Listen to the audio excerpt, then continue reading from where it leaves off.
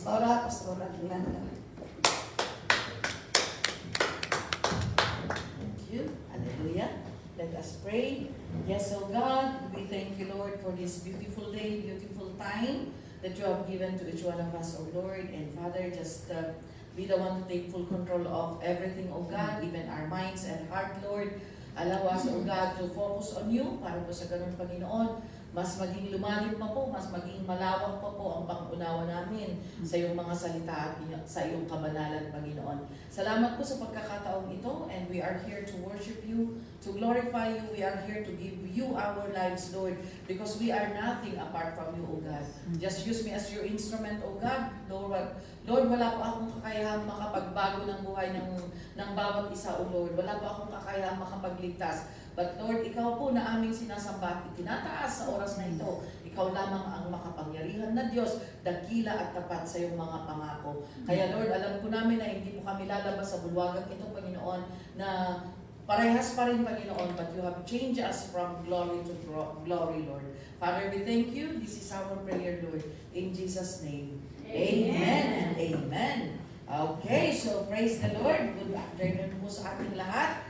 Naimbag na malit tayo aming nakabsat. Okay? Even to those who are watching online, praise the Lord.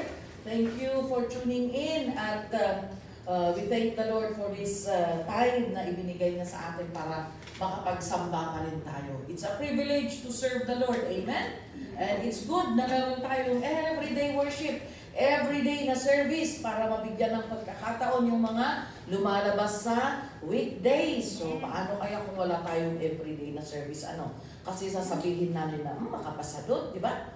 Kauumamot ng papandiya simbaan, o kaya nagkita paspasyar, birthday tata, di ba? Libre the entrance. Di ba? What if ganun yung mindset natin? No, wala. When the Lord will come, we will all be left behind. Amen? But we thank the Lord dahil meron at binibigyan niya tayo ng opportunity to really come together. That's why our weekdays, our everyday service or everyday group, it's not an accident. You are playing a great role in the kingdom of God here on earth. Amen? Kaya wag ninyong sabihin na weekdays kami, manmano kami lang, batit kami lang. So nga, ure, tambling kami, ure, may seryoso, at serve. Diba, weekdays kami lang. No, you are playing a great part in the ministry of the Lord, of the King, our ministry here in the kingdom of God here on earth. Amen? Kasi everyday kayo yung ginagamit ng Panginoon para magkaroon ng pagkakataon ang mga tao na makapagsilbi kahit weekdays ang kanilang day off. Amen? So before we go to the topic this afternoon, I would like also to thank the Lord dahil nung tumawag ako nung signal number 8 ba natin yun? Nung Tuesday pala. Bible study, naka-assign na Bible study sa bahay namin yon. Dahil bagyong, umuulan, walang pumuntang nag-Bible study. So nung tinawagan ko yung father ko, walang pumunta dito. Kung gusto mo, dili tayo na lang ang mag-Bible study. Kaya yun, nag-Bible study kaming dalawa sa messenger. Kaya pwede mga kapatid. Amen? It's not necessary na, you see, God had made a way na mag-develop ang technology. God had made a way na nauso ang video call, ang mga messenger, at kung ano-ano pa ang nauso. It's not for our enjoyment alone, para mag-chat tayo, makipagkaibigan sa iba. It's not only for that, but it is an instrument of the Lord para maipalaganap natin ang salita ng Panginoon. Not only to the people around us, but especially to our families back home. Amen? So, ganyan po. So, we thank the Lord for every opportunity na ibinibigay niya sa atin. So, ang pag-aaralan natin sa hapong ito ay tungkol to sa the seriousness of the ministry of worship. Kailangan po maintindihan natin na ang ministry po ng pagpupuri ay it's a privilege. To be used by God, it's a privilege na tayo ay magamit ng Panginoon para makapagpuri sa ating Diyos, and it's a privilege to know also how heavy this responsibility is and kung ano ba ang mapapala natin kung tayo po ay nagpupuri sa ating Panginoon. And we need to learn, everyone should learn this. Hindi lang po yung mga music ministry. Maaaring sabihin natin, ay, hindi naman kami music ministry o kaya bakit kailangan bang pag-aralan yan dahil hindi naman kami in line sa music o kaya sa instruments. Hindi po. We are all worshipers of the Lord and God had created us to worship Him. Amen? And so, in general, marami tayong mapag-aaralan dito. At makikita din natin na isang bagay na bigat ay itong ministry of worship. Lalo-lalo na kayo sa weekdays because, you know, ang ministry nyo, all around kayo. You see, mamaya nag-AMC kayo, mamaya kayo pa rin ang worship leader, kayo pa ang gitarista, kayo pa ang nag-choir. Amen? So, all around ang weekdays kasi nga kayo-kayo, kaya kailangan malaman natin ano ba ang mga bagay na kailangan natin gawin. And we can see that, we can also see and prove in the Bible the power of worshiping God, di ba? When we praise and worship the Lord, it brings the presence of God. Just like what happened to Paul and Silas. Ano? Sina Paul and Silas, nung nabilanggo sila dahil sa kanilang pagsisilbi sa ating Panginoon, ano ang nangyari sa kanila? When they started singing hymns to the Lord, there was a very strong earthquake na kung saan nagbukas ang lahat ng prison doors at nakalagan lahat ng chains nila na nakatali sa kanila ay naalis. So when we praise God, kung sasampayin natin ang ating Panginoon, His power will manifest. And it brings freedom to the prisoners. Hindi lang yung prisoner na kagaya ng miniministruhan natin na PDLs, yung mga nabilanggo, hindi lang sila ang masasabing prisoners, kundi pati yung mga tao na nabibilanggo sa kasalanan, mga tao na nabibilanggo sa sakit, mga tao na nabibilanggo sa maling akala, maling paniniwala. And when we praise and worship the Lord, God will bring freedom to the captives. God will bring freedom to everyone who will worship Him. Okay? So, ganyan yung nangyari kina Paul and Silas. Nakabilanggo sila, pero napalaya sila, pinalaya sila ng Panginoon when the presence of the Lord came upon them. Another effect of worship in the life of people who would worship God is praise and worship binds the enemy. Amen? Praise and worship binds the enemy. Alam nyo, ito ang isang bagay na kailangan natin matutunan. Akala natin ang pag-worship ay magkanta-kanta lang. No! As we sing songs to the Lord, that's why when we sing, we declare. Amen? Hindi, as we clap talagang with effort at with kalakasan, because as we clap our hands, ano yung kanta doon? As we clap our hands, we will strike the enemy. As we dance with joy, the host of hell will flee. Amen? Akala natin, basta sinasabayan lang natin yung kanta. Hindi. The moment we clap our hands, we are striking the enemy. The moment we are lifting our hands to the Lord, we are waging war against the enemy. Amen? Kaya tignan ninyo sa deliverance ministry, sometimes, hindi umaalis yung demonyo kahit na napapaos na yung pastor na nagdi-deliver. In Jesus' name, lumayas ka na demonyo. In Jesus' name. Wala, ayaw ng demonyo na lumayas. But when they start to worship, yan na. Alis na yung demonyo. Why? Because worship will bring the presence of God. And when the presence of God would come, His power will manifest. Nothing can beat the presence of God. Amen? No, in may presensya ni Apo Diyos, kahit ano pang mga bagay talagang titilapon, including the devil. Amen? That's why you see, praise and worship. We need to be serious in praising and worshiping God. Ang pag-praise and worship, it's not only a part of our service na, after ng testimony, worship na, para nakaprogram yung ating isip sa ganon. We need to be serious dahil importante po ang worship.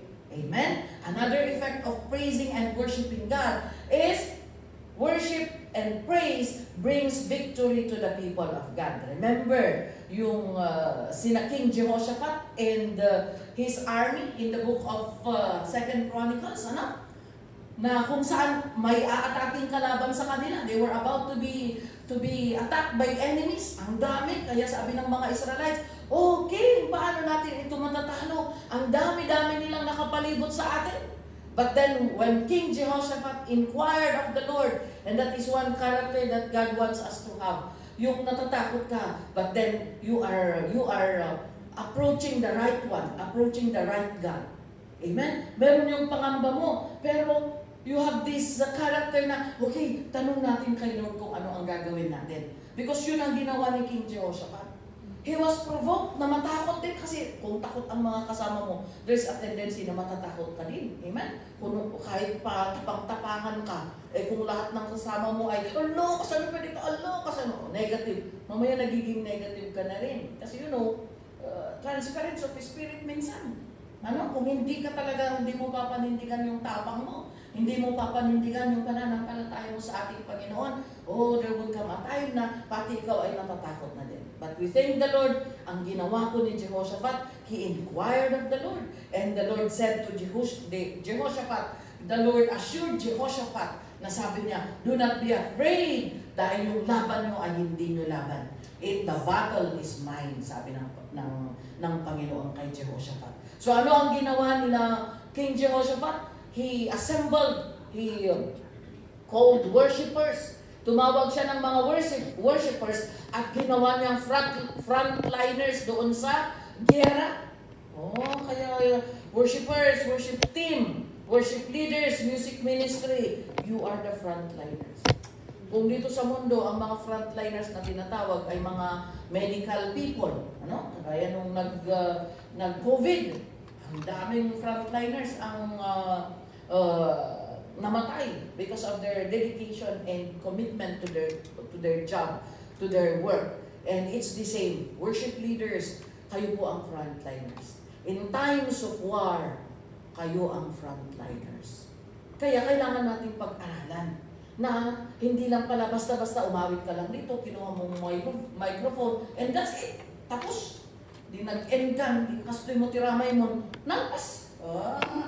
It's not about singing, okay? May mas malalim pang dahilan kung bakit tayo kumakanta sa Panginoon. Kaya erase muna sa ating isip na worship is only a part of the program of the church. It is a very serious ministry na kailangan natin ilagay sa ating mga isip. Okay? So, ganyan ang nangyari. So, what did God do? Nung nag-inquire si Jehoshaphat at nag-set ng mga mang-aawit, worshippers si Jehoshaphat sa battleground, the Lord set ambush to the enemies. Nagpatayan yung mga kalaban. Sila ang nagpatayan, hindi nila nakilala ang kalaban. Okay? Kaya Amalekites versus mga mga kalaban yan. Ang ginawa lang ng mga Israelites, they only went to take the plunders, yung mga kayamanan na naiwan ng mga kalaban. Yun lang ang gagawin. Amen? So it's the same until today. The rules of God in the old times is still the same today. Amen? Sabi ng Panginoon, as we worship the Lord will take over. The battle is ours. That's why praise and worship is a very powerful tool. When you are in trouble, sing praise to God. At kanta ka, kaniya po Diyos, nagpangit ng boses ko. Di ba, lihat kasi ka lang makadungdog mo. Di ba? At dahil nandun ka sa panahon ng buhay mo, nagulong-gulo ka, it is already between life and death. Boses mo pa'y lakti, pang-panunutan. Di ba? Ang damat matay, ngayong text daw, ipakararag tayo ni Kastoy Tarim at matay, nagbubugsot ka, makadaydayaw ka ng banda, conscious ka na nagpangit mo't boses ko. Life and death, tapos boses mo pa lang di pang-panunutan. Regardless, amen? Regardless of yung quality ng boses mo. It's not the quality. Kung titignan natin, alam niyo, kung babasahin natin lahat ng mga teachings about music, walang nakalagay doon na silang ka, dapat you are not qualified. No! It's about our passion to worship the Lord. Amen? Kaya ganyan po, malalim po at seryoso po ang ministry ng pagpupuri, especially if you are called to lead worship. Especially if you are called to lead worship. Because worship ministry is a personal ministry. Ibig sabihin, hindi lang siya ministry for people to see you doing it. It is a personal ministry. Ibig sabihin, you are doing it to please the Lord. You are doing worship in order to glorify God. Haan laang magtapno itikas takot pumintas di music ministry, tapno itikas takot maidayaw di music ministry, tapno itikas takot maidayaw iti grupo tayo, especially now that we are live, nya? O tapno umado ti lives. Hindi yun ang ibig sabihin ng worship ministry. It is a personal ministry and it is a ministry of flowing. Ibig sabihin, flowing, kung nag-flow ang Holy Spirit sa iyo as a worship leader, as worship team, mag-flow din sa tao. Amen. Ganyan ang ibig sabihin niyan. That's why, makikita natin mamaya ano ba ang desire natin. What is our goal in worship? Ano ba ang gusto nating makamtan when we open our mouth to worship God? Is it only to finish the song and that's it? Para ba tapusin yung line-up? Or para ba tapusin yung 15 minutes na naialat sa atin para umawit? There is a goal that we need to meet and let us desire for that goal as we come to worship the Lord. Amen? So it is a worship ministry is a serious ministry. That's why huwag nating gagaanin. Amen? Huwag nating iti-take for granted. Huwag nating sasabihin na, di ba, worship lang yan. Ang importante yung magpipreach. Hindi.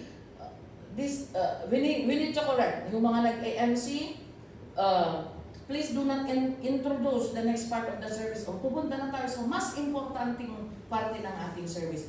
The moment we start, the moment we stand here to mag-opening remarks, opening prayer, from that hanggang sa closing, hanggang sa victory song, importante po lahat ang service.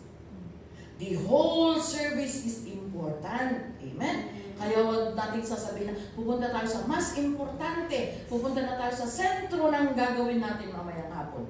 Yung mga ganun, okay? We can reword those things because the moment we start, nagbilang yung media, sabi niya, 3, 2, 1. Sinabi niya sa'yo, that's the start of the important part of the service hanggang sa matapos. Amen? So, yan. As we exhort the next part of the service that we are going to do, we exhort that every part of the service is important. Walang least, walang more important. Okay? Yan.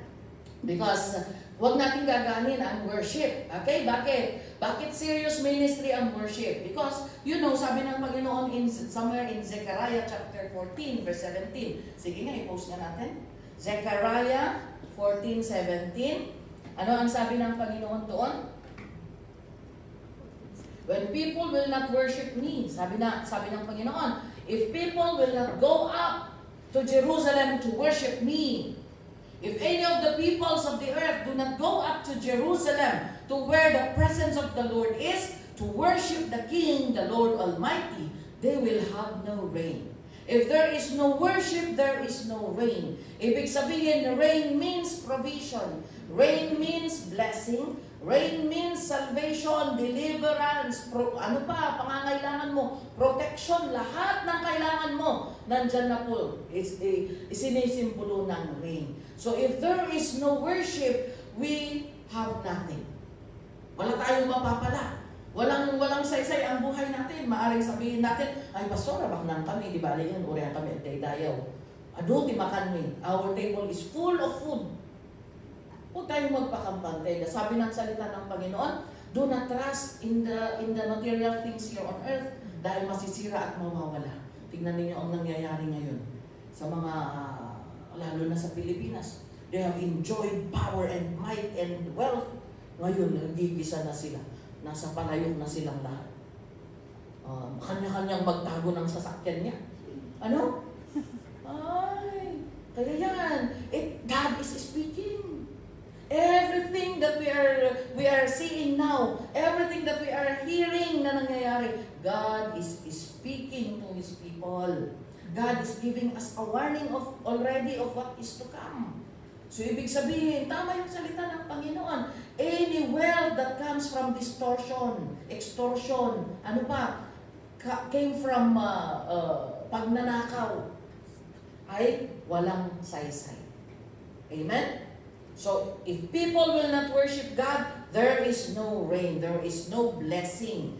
Another verse, Luke chapter 19 verse 40. Ano ang sabi ng Panginoon? Kung walang magsiseryoso na magpupuri sa akin, Luke 19:40, kung walang magsiseryoso na maglilingkod at magpupuri sa akin, the stones will cry out to the Lord. Kung ayaw ng tao na magpuri, ay mga bato ang magpupuri. At kapag nagpuri ang bato, abay, at sasabi ng bato nga magpuri. Aglagto-lagto na Gusto nga daratan tigin ginadon. Kaskadan volcano. Na naglaglag. To dagiti bato.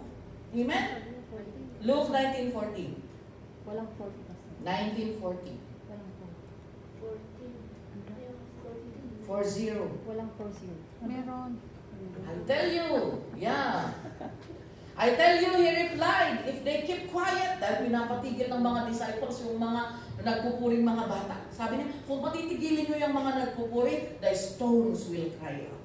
Ang mga bato ang magpupuri sa ating Panginoon. Kaya yan, kapag nagpuri na yung mga bato, ayan, may mga disasters na nangyayari. Ngayon, sa Bangkok, anong tawag nito? Sinkhole. The hole na kalsada. Mga kotse na nakapark doon, di hole na kalsada, bumigay ang lalim ng hole na nahulugan nila. So you see, God is awakening us. Amen? Let us look at the things happening around us. Talagang ang Panginoon ay nangungusap para tayo pong lahat ay magbalik loob sa ating Diyos. Amen? Kaya kung pinaglalaroan lang natin o tinake for granted natin ang mga opportunity for us to worship the Lord, this is the time to go back and worship the Lord truly and sincerely. Amen? Sabi ng Panginoon, kung walang magpupuri sa Diyos, ang mga bato ang magpupuri. Of course, kung nagpuri ang bato, ay disaster ang mapapala natin. Okay? Ang worship ministry is a teamwork. Okay? Hindi pwede na ikaw lang. Kaya kailangan na may dissemination of information at kailangan na i-text mo sa mga kasamahan mo, ganito ang line-up natin, ito ang ipapractice natin, ito ang ipanalangin natin. Dapat informed ang lahat because as a worship team or as a worshiper, kailangan may teamwork, kailangan sama-sama ang gagawin ninyo. Hindi pwedeng solo. Okay? Hindi pwedeng solo, kailangan ma-inform lahat. That's why worship ministry is a teamwork ministry. And we need to pray for what we are going to do. Ganito ang gagawin natin sa worship bukas. Let us pray. Let us pray for this lineup. Let us pray for these songs na aawitin natin para sa offering. Yan. Kailangan may kasama mo, ma-inform yung mga kasamahan mo in order for you, para hindi lang ikaw ang nag-iisip, hindi lang ikaw ang nai-stress. Amen? Let us give chance for them to also give their inputs. Malay mo, mas mapapadali pa ang trabaho mo kung lahat ay may involvement, di ba? Na i-stress ka kung ano ang kakantahin. Tapos kung nalaman ng iba, what if ito ang kantahin natin, mas easy na mapag-aralan. Di ba? More people who will help you, more easier the job is. Amen? Para yung imbis na ma-stress ka, pagdating mo dito, nakarelax ka. Ang ganda na flow ng worship natin. Okay? So what are the key things that we need to consider in worshiping the Lord? Ano ang mga i-consider natin? Unang-una, preparation. Preparation is very, very important in worship ministry. Amen? Ano ang unang preparation? Of course, before na i-prepare mo ang kanta, ang mga instrument, unang-unang ma-prepare yung puso muna natin.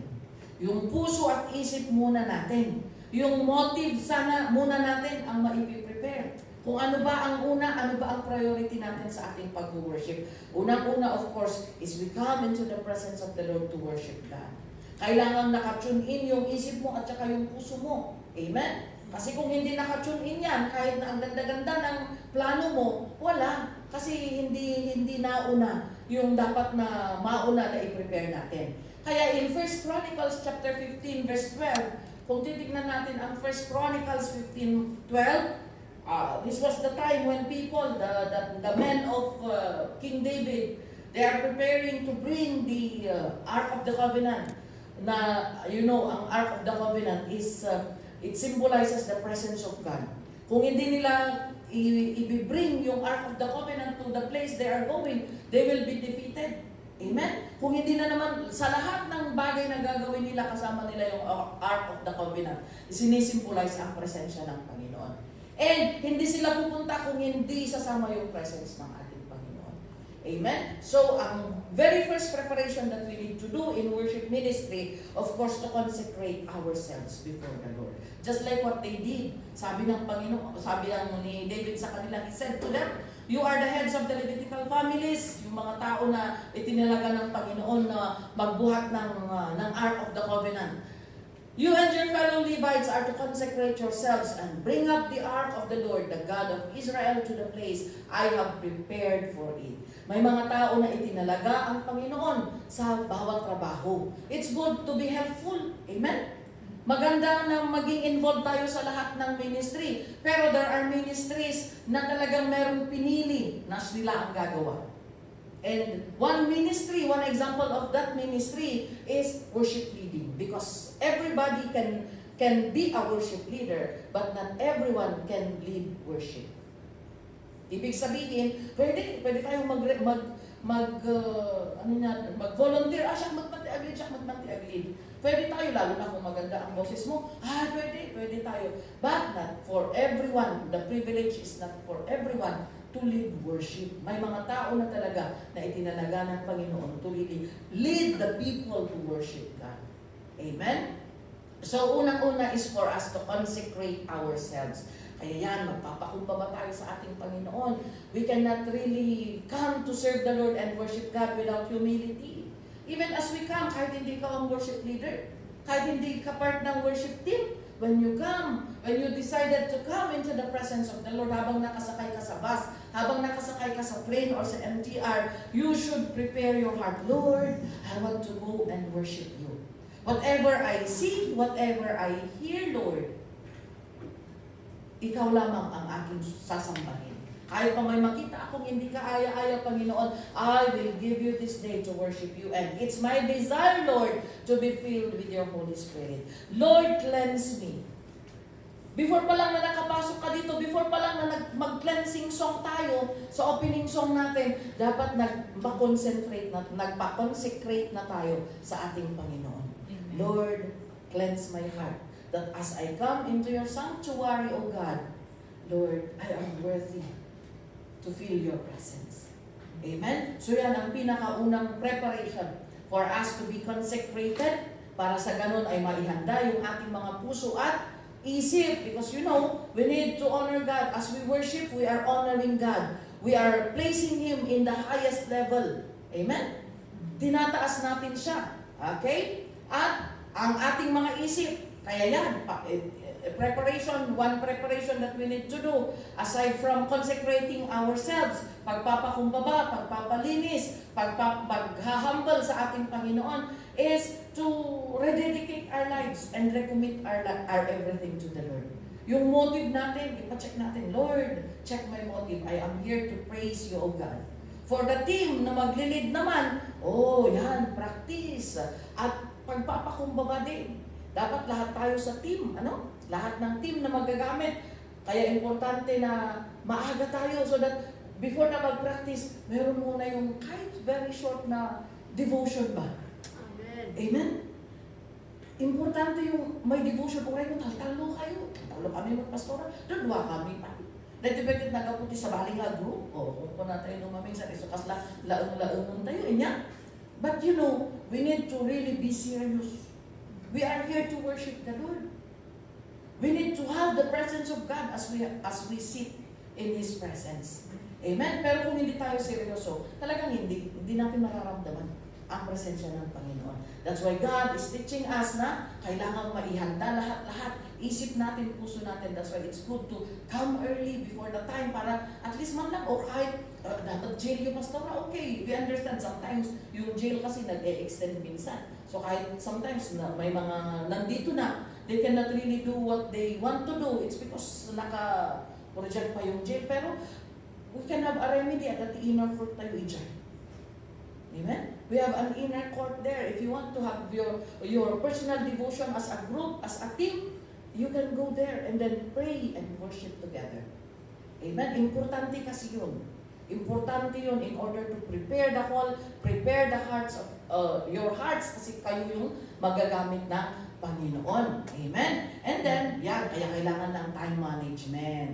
Amen? So, kailangan pati yung trabaho kasi natin, kung sa day off natin, okay, naiintindihan ko, may mga talagang hindi maaga ang labas, ano? Hindi maaga ang paglabas, kaya yan. Kaya talagang hapon lang o kaya ano. But if we can manage our time in order to give more time to the Lord, then why not? Amen? We sacrifice. Kasi nga talaga na-exhibit ka ni Apo Diyos. I remember when I was still in my employment house, sabi ng employer ko, you come out after you wash all the clothes. Una na, so kung i-open ko ang washing machine at 8 o'clock, by 9:30 tsaka lang ako pwedeng lumabas. Ay, ang ginagawa ko, i-open ko ng 4 o'clock a.m. In order for me to come out early. Ayaw nga nagsama ka nga mali, kung tayo kung marunong masapa. Diba? Amen. Kaya kung marunong masapa, so that I can have more time to do the works of the Lord. Amen? So kung mabalin nga, isuti ma-i-adjust yun, dito oras ti trabaho yun, isuti i-adjust yun, isuti pa nagserbiyo na ita. Isuti sakripisyo tayo na ita. Amen? Hanggang pa pa dati situation tayo. But now, we need to really push ourselves kasi God is coming soon. Umayon niya ako, Diyos. Kat i-audit na. Ang muna maglaan mo, sinuti talaga nga restricted. But of course, maintindihan natin that there are really employers who will not really allow people, kung yan, the domestic helper to come out early. Amen? We understand you. Talaga nga valid, then wala tayong sinasagot sa ating Panginoon. But then, kung tayo ang ayaw mag-adjust, ayan ang sasagutin natin kay Lord. Amen? So yan, tinuturuan tayo ng Panginoon that in worship, it's not about only singing. It's not about doing our lineup. In worship, it's also about time. Amen? Yung oras din natin para hindi tayo palaging nagmamadali. Amen? Another part of preparation, after na nakapractice na kayo, iso nga mayak DJ early, takwa. At least kung natapos kayo kaagad, hindi kayo natitense, hindi kayo nervyos kas kadakwa. Kasi meron kayong enough time to check everything. At kasali sa check-up or kasali sa preparation, yung pag-check kung naka-on ba ang microphone, kung okay na ba ang ating mga tech, yan, mga computer, yan. Because yan ang isang tinatamaan ng demonyo eh. During big events sa convention sa Pilipinas, kahit nakahanda ng mga preacher, they are ready, talagang makikita mo, they are preparing the whole, hindi pa nagsisimula pa, but they are, you can see the speakers, You can see the speakers, yung mga gagamitin ng Panginoon to speak the word of God, nakahanda na sila, prepared na sila. Ang problema, hindi nakaprepare ang technique, ang mga technical tech people. So kahit ang ganda-ganda ng outline, sabas-sabalit, parang the JP man. And maka-istorbo man. Especially ni Bishop Tatanong. Ayaw niya. Kung may sinasabi siyang versikulo, tapos iba-iba ang pinag-flash mo, nadi-disturb yung concentration niya, nadi-disturb yung focus niya sa kanyang itinuturo. Kaya, masahapon na nakaprepare. Amen. That's why in a worship team, it's not only about the worship leader. Amen? Actually, pati projectionist at kanayon ito worship team. Amen. Yes. Kanayon, even, huwag natin sabihin, di ba, projectionist, imunan ni worship leader, okay na ako. Hindi. Kasali kayo sa worship team. Amen?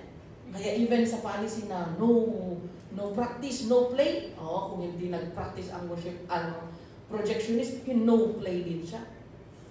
Pero of course, sa atin, dahil case-to-case basis, case-to-case basis ang inaano natin, of course, we cannot really implement yung mga policies natin na ganun. But if we can be serious in everything that we do, mas maganda. Amen? Awan agkurot-kurot, tibuging na panag-worship. Alam mo ba yung hanggang ganda naman, tapos biglang mayroong mga lapses na JP mga kaasing basbasol DJ Diba? Hakuran mo ako ng Lord, thank you for peace, Lord, thank you. Tapos biglang nga di rumor, dahan-dahan chinek up, ko. Tapos baka sulo ka man na din na orasan. Of course, nobody wants to be umumot during worship, di ba? Yes. Para maiwasan yung mga ganun. Para peaceful tayong lahat at ang ganda ng pag-flow ng Holy Spirit as we worship the Lord. Yan, isimpa tayo amin. Always check na nakasaganan ang amin at tapos tayo mag-rush. Amen? Nagigets po ba natin? Amen. Okay. Hallelujah. Always remember na may mga tao, when people come to the church, they are hungry of the presence of God. Amen? They are thirsty of the move of the Lord. Kaya it is our responsibility in the worship team na, we need to satisfy them with the presence of God. Huwag sana silang lalabas na, ganun pa rin, agkukurot na kayo mo, agkukurot naman yung rumwar. Ang problema kung agkukurot talagang nasugatan na pa eh. Diba? Awan sugat na nga mo, nagbigla nga rin mo, nadungir. So, huwag nating ipalubos, amen? Huwag nating hahayaan na ganun ang mangyayari. Ang goal sana natin is, we will come out strong and comforted in the presence of God. Amen? Okay, we go to the next part. Number 2, key thing na we need to consider is the seriousness of the worship ministry. Yes, worship ministry is not about yourself. Amen? Tayo na nagagamit sa worship. Okay? It's not about yourself. Okay? We are not thinking about ourselves or kung ano ang para sa atin. We are thinking of the people who come here hungry and thirsty of the presence of the Lord. People who need encouragement. People who need healing, people who need comfort, yun ang iisipin natin, hindi yung ikaw, hindi yung nakafocus ka kung ano kaya itsura ko sa video mamaya. Yung ubar mo ba, naka-appear ba? Conscious tayo sa itsura natin, ano? Dapat conscious tayo sa ano ba? Kailangan, Lord, we will not leave this place na hindi namin nakamtan ang presensya mo. Dapat ganun yung goal natin. That's why ministry of worship is a very serious ministry. Amen? And holiness has a big role in the worship ministry. Do not allow pride to rule over us. Yes. Antay mo ipalubos ti pride. But sometimes pride is in disguise. No? Aglimlamang iti pride. That's why we need to be, kaya bawal sa worship team or bawal sa mga worshipers of God ang balat sibuyas. Amen? Hindi pwede ang sensitive. Masapol nga teachable tayong lahat. Amen? Another thing that we need to consider is the privilege. The privilege. Worship leading is a privilege not given to everyone. Yes, ang worship leading or worship being in the worship team is a privilege na hindi available para sa lahat. Kaya, kung tinawag ka at sinabi na, ikaw nga sister ang mag-lead, ay, grab it. Amen? Kasi hindi lahat ay nabibigyan ng pagkakataon na mag-lead. Amen? Amen? Okay. So, kapag binigyan ka, kapag sinabihan ka na, ikaw nga sister ang mag-lead, grab it. Kahit na ninenervyos ka, kahit hindi mo alam ang gagawin mo, sige, i-grab mo and then ask. Learn from the Lord. Pray for God na to sustain you, give you the skill, give you the knowledge on how you are going to do it. Amen? Kasi ang privilege na ito is kapag pinalampas mo, it will be given to another. So kapag sinabihan ka, if you are appointed to lead in worship, you are appointed to magamit para to lead people in worshiping the Lord, you grab the opportunity. At syempre, we need to acknowledge na tayo nga mo, awanti ko, kakaro ka dahil yung weekdays, kulang ang manpower. Okay? Kulang ang manpower, hindi napapatayo yung mga hindi pa piman nila alam. Persado silang napapatayo, hindi nila alam. Okay? So I would like also to encourage you na, okay, dumaan tayo dyan, hindi natin alam lahat. In the Free Believers, yan ang training ground natin. Kahit hindi mo alam kung sinabi, tatayo ka. Amen? Pero, we praise the Lord kasi ngayon, mayroon ng mga video. And, kaya nakasave yung mga teachings nila Bishop Ruel, Bishop Melchor, sundan natin. Buyaon tayo. Amen? In order for us to have a knowledge of how are we going to do it. Amen? Do not trust in your own understanding. Do not trust in your own kakayahan. Kaya na ito eh.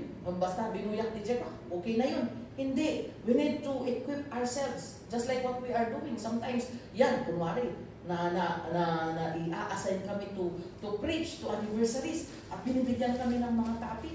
Siyempre, alam mo ang sarili mo. Kung hindi mo alam yung topic mo, wala ka sa nung nga ikastanay with the Lord. And then what we do is, we go and listen to the preachings of our bishops. In order for us to be manayunan, DJ Amumi, we do not dwell on what we know kasi limited yung alam natin. Marami pa tayong hindi alam na mga katuruan ng ating Panginoon. So ang gagawin natin is to mag-double time ka na mag-aral. Amen? Kaya habang may pagkakataon, you equip yourselves with the informations, with the preachings of our pastors para mas madagdagan yung kaalaman mo. Huwag kang hanggang doon lamang. Kasunod-an mo, katastunin ako, katastunin. Wala. We need also to desire to grow, to mature in the ministry that God had entrusted us. Amen? Kaya yan. If you are given the opportunity, you grab it and do your best. Do your best and learn. Buksan ninyo ang mga Bibles ninyo, basahin ninyo yung mga Bibles ninyo, and learn from the preachings of our pastors. Another thing that we need to consider in worship ministry, the heart of worship. Yes, the heart of worship. Do you know yung kinakanta ninyo na, I'm going back to the heart of worship, and it's all about you. Diba? Merong kanta na gano'n. You know the story of that, hindi basta sinulat, na trip lang ng author. There's a story of that. You know, all the songs, especially yung mga old songs, it's from a personal experience. Actually, most of them is from tragedy. Nagapo DJ Rigat, nagapo DJ testing and trials that they were led to write it and put it in a song. Okay? Kaya damakan kanta ini nga very deep meaning na galing sa isang experience or pagsubok ng isang tao. Meron yung kanta, I forgot that song, na ang story is that parang yung family niya namatay lahat in an accident. Yeah, it is well with my soul. Yeah. Yung na-accident lahat yung family niya, namatay silang lahat, and he was about to give up. He was about to give up. Ikaw ba naman ang in one click, patay lahat, asawa mo, anak. Ano? Talagang human as he was, talagang he is about to give up. But then, sa kanyang pagkanta, sa kanyang pagpupuri sa Diyos, God comforted him, that led him to write a song to worship God. That even in the midst of that trial, talagang mayroon pa rin kanta na lumabas. And it's still, until today, very powerful. Amen? Kagaya din ng I'm going back to the heart of worship. This servant of God, napansin niya. That people praise God, sasayaw sila, they dance before the Lord because of the beat of the instruments. Yung nakadepende na lang sila, masigla silang nagpupuri because of the beat and the tempo of the instruments. Siyempre, sa lahat na bimanaan, di ba? Pero nung napapansin niya, kung hindi ganon kagaling yung mga instrumentalist, hindi ganon ang energy nila sa pagpupuri. So he started to instruct, okay, stop all the instrument and let's worship a cappella. It's because the people now, yung heart ng mga tao is already founded on the instrument na. Hindi na yung talagang totoong worship. And yan po ang ginagawa na natin ngayon.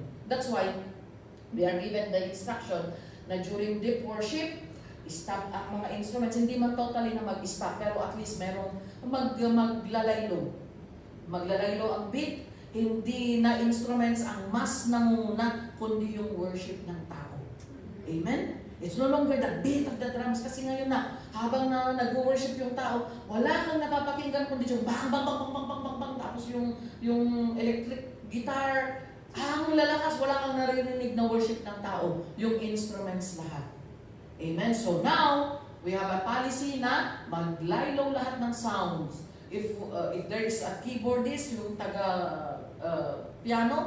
mag-piano lang siya. Pero kung wala, pwede namang mag-steady ang gitara. Pero at least, ang goal natin, mas malakas yung worship. Hindi na yung mas malakas yung instruments. Amen? Because that is about worship.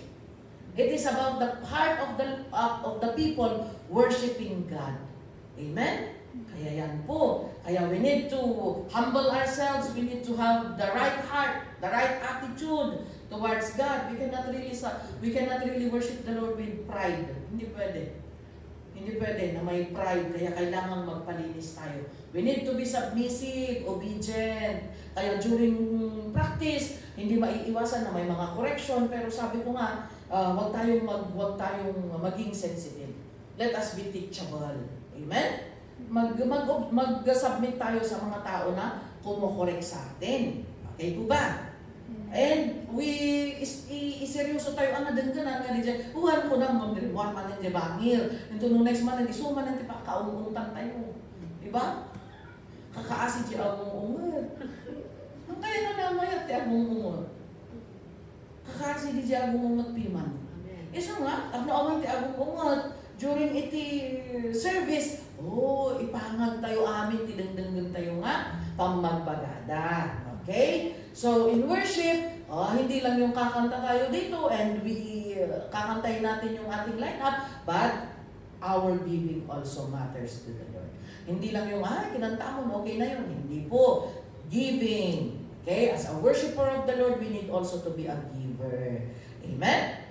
So, nga tagta, i-exhort me, nga even na kayo mga weekdays, hantay yung mga ipwer sa among director, but then we exhort that aside from giving your tithes to the Lord, huwag nating lampasan yung worship hall, di ba? Kung yung 1/4 sana natin, yung 1/4 natin, merong tithes tapos worship hall, Huwag po na sana natin lampasan yung worship hall. We are exhorting that we also support yung ating worship hall. Amen? Kargaan tayo. Da kayo ti mang-determine kung ano ti ikargayo. Amen? But, part of our worship to the Lord is also to sustain the house of the Lord. Kung tinulong tayo amin, we can sustain the worship. Our worship hall. Kasi otherwise, baka doon na tayo sa labas hanapin, sa under the bridge na tayo, hahagilapin. Okay? So, aside from our tithes and offerings to the Lord, let's also pray and support the pledge or our rentals dito po sa worship hall natin. Amen? Okay? That's part of our worship to the Lord. Another thing that we need to consider is the flow of the Holy Spirit.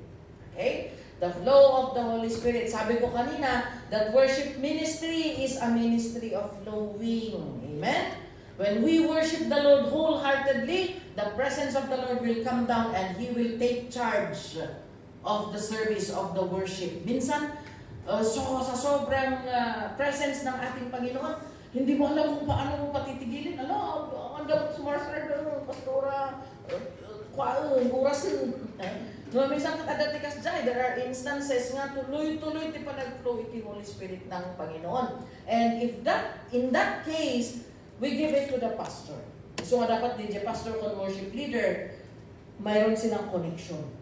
Kaya, nudumtang DJ panahon nga, pero mi nga nag-ayos, iti presensya ni Apo Diyos, han mo nga amuno niya, ti arami dumon taning, handa mo tanong sumardangan, nga agday tayo nga, the presence of the Lord is really very strong. Makikonnect ka, DJ pastor mo, and the pastor will take over. Amen? Kasi hindi natin maiiwasan. We need to respect the flow of the Holy Spirit. Hanya rin dyan nagpuntas, di flow na tapos kita ko dyan oras ka. Just 20 minutes ka lang. Okay, hallelujah, yaman kami Apo ko naman ka. Day-dayaw pa lang agay, ayos pa lang DJ, presensya ni Apo Diyos ko't inidot mo. So, in that case, may mga mangyari mang ganyan, you connect with the pastor. Kaya pastor, they take charge.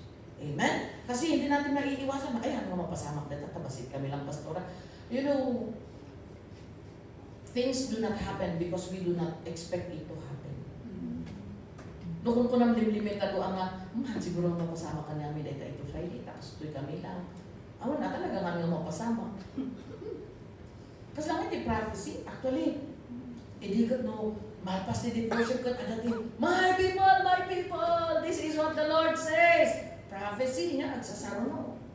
Ngam, kung the bishop, when they came and teach us about worship, we do not experience prophetic word already because we do not expect to hear from the Lord anymore.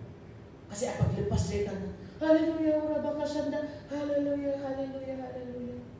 Tapos, pagyaman kami apo, binuin sa runong madagos ni Jay, response mo. Without giving time, a little bit of time of silence. Tabaka ngayag sa uti ako babaan iti, ngiwat nila nyo. Prophecy. Give a little bit of time. It's not agad na 3 minutes, agdatal na tayo, arinaan. Just a little bit of time of silence. Maramdaman mo ito at dahon mo awan. Na maramdaman mo awan, and then, okay, pasok ka. Pasok mo yung response mo. Pero let us give time for the word. But while we are giving time for the word, Lord, we want you to speak to us. Ada yung prayer inside your heart na, ada yung desire mo, ada yung longing mo nga, Lord, speak. We want to hear from you. Amen? Kasi, things do not happen because we do not expect it to happen. When nga agpay, so nakikita tayo tatangkat, apag lepas, apag subside di Jay worship ka, pasok na lagos di Jay. Response, awanin di Jay oras na oray, basit lang ang oras, mga pang-urayan tayo di prophetic word. Amen? So yan, ang isang dapat nating ibalik as in the worship time. And we do not keep interrupting the flow of the Spirit. When you are the worship leader, avoid saying, oh, let's repeat it again. Come on, people, let's worship. We're worship talaga. Come on, let's worship. Diba? Na-i-interrupt yung flow, imbis nga nagmayat kat sa ukang sa uitsay. Yeah? When you have already exhorted the people to worship God, then let God be God. Let the Holy Spirit move. Kasi the moment nga nag-flow na yung Holy Spirit, tapos biglang, come on, church! Come on! Eh, nag-worship na sila eh. Diba? So, we just let the Holy Spirit flow. We just let Him have His way. Okay? So, ganyan. So, and we need to be sensitive. Kasi sometimes mararamdaman mo ready na yung tao pumasok sa Holy of Holies niya. O manunod din si tao, mariplit namon. The people are ready to go inside the most holy place of God. But then, let's sing it again. Remuar naman nun. Nagsubli naman nun. Okay, so we need to be sensitive. Numarik namon, uray na minsan mo lang, you know when the Holy Spirit will move, urayan mo pa yung tinatad yung worship song mo. Uray mo dyan, balak mo kumaka 3 times nga kanta ang worship song mo. When you feel the Holy Spirit moving already, uray na minsan mo lang ang kinanta. You could feel the people are already entering. But no, hanggang na sensitive, ta ipapatin na ta, 3 times may dubling na practice. So, sayang na practice na isong ipadublik manan. Pumapasok na sila, tapos mo naman, let's sing it again. Remar naman nun. Takantaan naman nun. Pero, nawala yung momentum. Diyan naka-ready na noon, 1 step na lang, tapos biglang, let's sing it again, tapos nag-ati-atid do. Naawan di dyan momentum. Amen? Kaya, being part of the worship team or being part of the worship ministry, we need to be very sensitive. It is our role and responsibility to bring the people to worship God. It's not about how many times na pre-practice mo. We need to take that out. That is the one problem now that we are facing. Kapunta pre-practice, nga kasjay, dapat ganun din ang implementation. So we are not giving the Holy Spirit the key to lead us. That tayo latati at yung program. Amen? Okay? And the last thing that we need to consider is the goal. Ano ba ang goal natin sa worship? Ang goal natin sa worship is the Shekinah glory. Ano ang Shekinah glory? In 2 Chronicles chapter 5 verse 13 to 14. Let's see. 2 Chronicles chapter 5 verse 13 to 14. Sabi ng Panginoon, the trumpeters and the musicians joined in unison to give praise and thanks to the Lord, accompanied by the trumpets. This was the time when they are starting, tutumutunog yung lahat ng mga trumpets in order for them, all the instrumentalists, all the musicians, all the worshipers, ay mag-worship na sa ating Panginoon. Accompanied by the trumpet, cymbals, and other instruments, the singers raised their voices in praise to the Lord and sang, He is good, His love endures forever. And as they are worshiping, the temple of the Lord was filled with the cloud. This is our goal. Amen? Hanod nga ni literal na ang dating cloud na talaga maulit. Pero ibig sabihin, yung presence ng Panginoon na bumaba. At alam nyo, the priest could no longer perform. Kung itutuloy natin yung verse na ito, sabi niya doon, the priest could no longer perform. Why?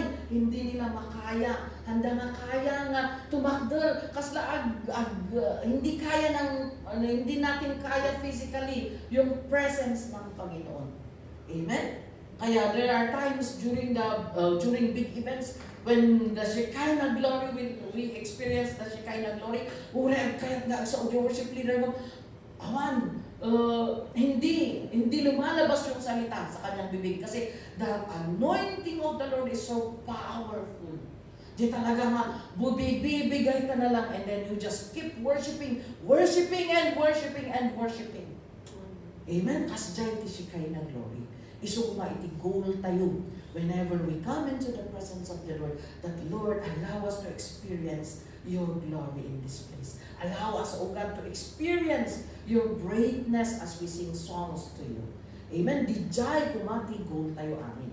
Amen? Haan lang tak numalpas di worship, tak numalpas di practice nga line up mo, haan lang ko mga dijay. Ludikat ti goal tayo, Lord, we want to experience your glory. Lord, we want to encounter you in our worship, O God. Amen? Dijay kumati goal tayo. Amen? Hallelujah. So, yan. So, how are we going? What can help us to tak numaala tayo dahil yung goal tayo? Of course, our preparation. We go back again to the basics na pinag-aralan natin. Let us prepare hearts, mind, amin, and everything that we need to use during the worship.